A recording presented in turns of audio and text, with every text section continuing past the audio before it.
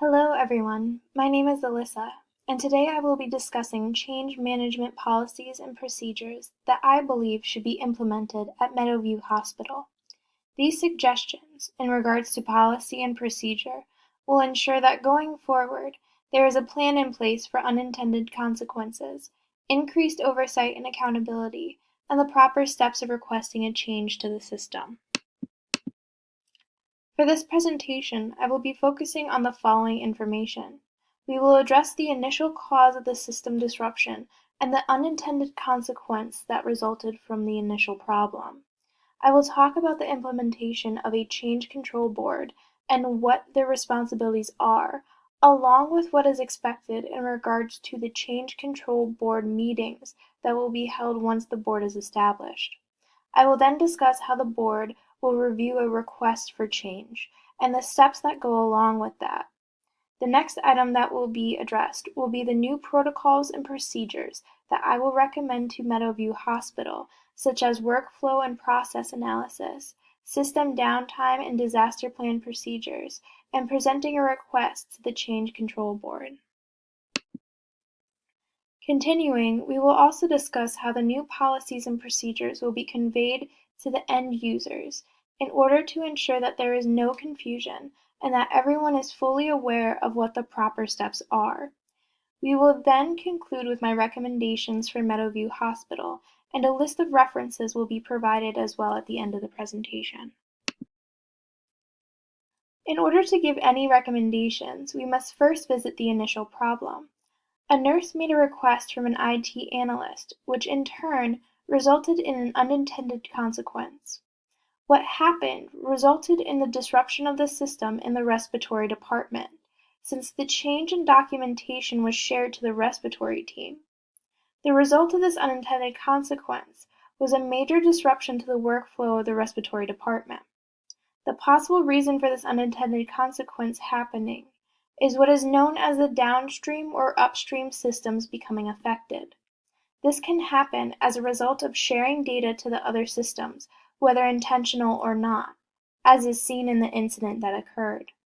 In the next slide, I will be discussing the importance of a change control board and why Meadowview Hospital should implement this committee, which is crucial in preventing consequences like this one from occurring. The Change Control Board is an authoritative governing group that is in charge of overseeing the changes that are requested and will be made to the systems that are implemented. This body is able to approve or reject any changes that occur in the organization in regards to the system in place. They are also responsible for authorizing and evaluating any change requests that are high risk to the organization and the impact that any request for change will have. If a request is high risk, the board will schedule a meeting and comprise a detailed agenda. They will then discuss how to proceed with the request. The Control Change Board is designed with holding meetings at regular intervals, which can occur daily, weekly, etc. The Control Change Board is comprised of a representative from each of the departments or teams in the hospital. This ensures that all departments will be on the same page. The Control Change Board is also tasked with making sure that there is a safe list and that there is an emergency change control system in place in order to keep track of the changes and the decisions that have occurred. Any decisions that are put forth by the board comes from group consensus. The board is also responsible for reviewing any and all requests for change. One of the items that the Control Change Board will have to address is a request for change. One of the first things that the Control Change Board will have to look at is the planning of the change. This means that the board will operate as if the proposed plan is going to happen. This will need an outline drawn up in order to take into consideration the course that the change will take, the resources that will be needed, and who will be responsible if there is a problem. The next phase will be testing. This is to ensure that any problems that arise are figured out before the change is implemented. The next step would be the creation of a proposal. This proposal outlines any type of change the priority level, and the outcome that would occur if there was no change implemented. Implementation of the changes would happen next. This would need to ensure that the changes would be incorporated during the planning process, with subsequent testing occurring to make sure that there are no problems.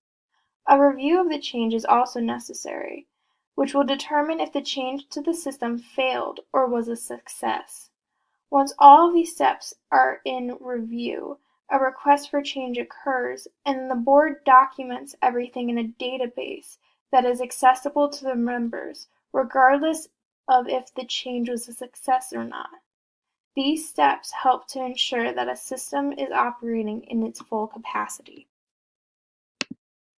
In order to prevent further unintended consequences, one of my recommendations be that Meadowview Hospital needs to have a workflow and process analysis done at the beginning of implementation.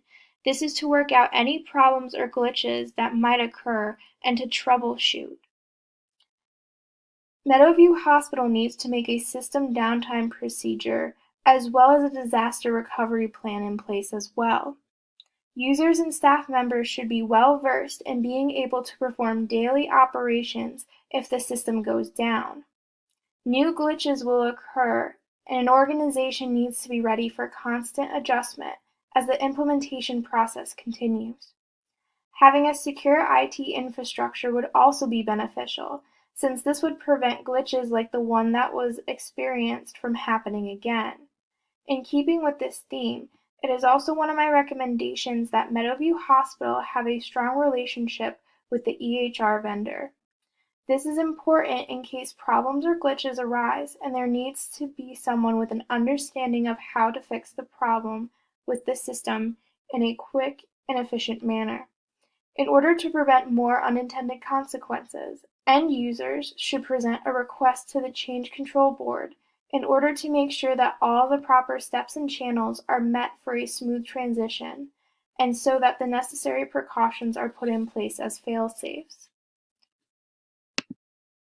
In order to make sure that any and all changes are met properly, there needs to be leadership, language and vision, connection and trust, and above all, proper training in order to convey changes to end users. To start, any and all users should be properly trained in the use of the system. If any changes do occur, it is up to leadership to make sure that any and all users are properly trained to account for the new information. One of the biggest ways of communication is through leadership. This comes from supervisors or members of the Change Control Board discussing the reasons for the changes. This will also involve identifying any resources that users will need to adapt to the change and resolve any issues that arise from it. Language and vision are also key.